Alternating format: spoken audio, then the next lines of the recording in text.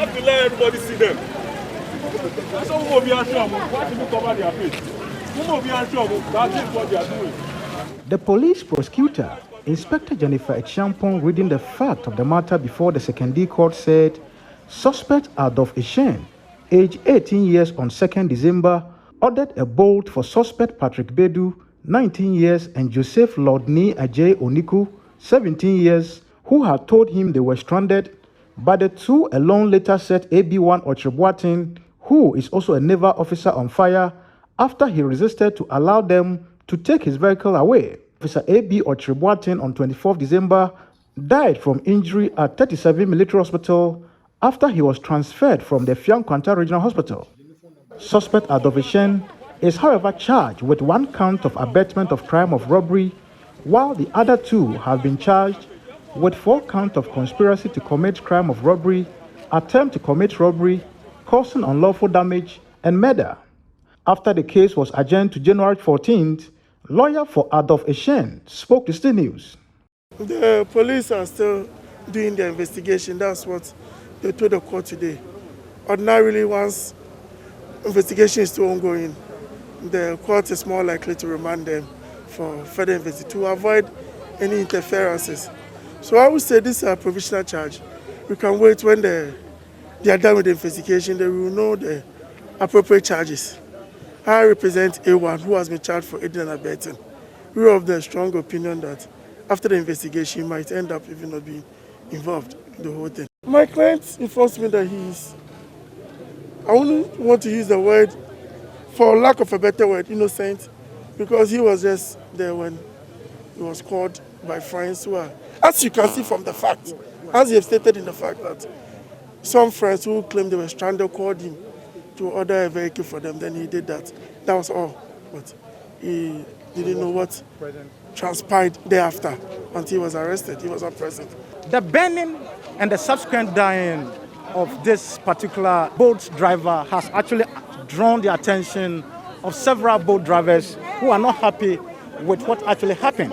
And so I am here with some of them who actually came here to sympathize with their dead brother, to actually find out what they make of today's proceedings, how they feel about this whole case, and what they expect out of this proceedings that has begun. We were thinking that things will be quite faster, so that we will know the judge what they will do to them. But looking at things, we were kind of thinking that they were going to prolong everything, or we actually don't know. Because having someone to defend them, I don't think it's right, because that person who is defending them was supposed to be at the scene when the whole incident happened. He would have even wished that this guy shouldn't be part of the society, because young guys like this who want to kill somebody to better their life, or who want to take cars from boat drivers to better their life, then they can do things that's worse than this. Who knows tomorrow? Now it's our brother. Tomorrow it could be one of us. You're also a boat driver. What do you make of today's court, proceedings, and then you're going forward? How do you feel?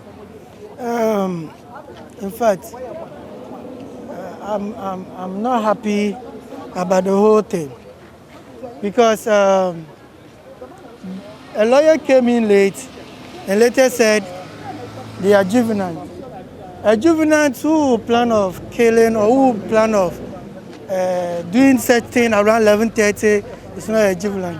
And then my worry is somebody taking a husband for a wife, somebody taking a father from a kid, somebody taking a national contributor. We are here proceeding case saying we should go do this. There should be a one-stop judgment. You've killed. The evidence are clear. What evidence does the police need again? My question is, what is the police up to? Like, if you say you need time to do investigation, what do you need? The things are clear.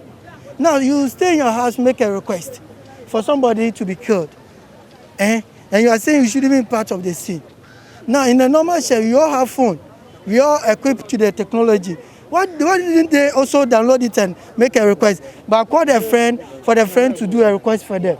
So it's a plan thing. How do you feel? I mean, you are still going to be driving people. How do you feel? Do you feel secure? Oh, we are not secure. Because, people have been complaining that when it's 9 o'clock, they don't get cars. Yes, it's going to happen. But if you start to kill us, we too will start to sleep early so that we don't get ourselves into trouble. Because today is my brother. Tomorrow it could be somebody. Or it will tend to be me. So when it's 9 o'clock, I have friends who are doing this. And when it's 9 o'clock, they just close and go home and go and sleep. Because nobody wants to take a risk. Even though you think about getting money, but then you have to think about your life and your dependents. We have some of the family members over here to tell me. Chief, who did you come for? Actually, I'm a brother-in-law to the guy who made the request. That is Adolf Ishen? Adolf. We all do it. Sometimes we are with people or even at work. Especially, both they do get discount. They can call you, oh, my man, if you're discounted, just order a boat for me. He did it out of sympathy because maybe we're all friends. They get it. And so if something had happened, they need to look into it. Because the guy I'm sure will not be at fault. That's because he can request for me if I know you.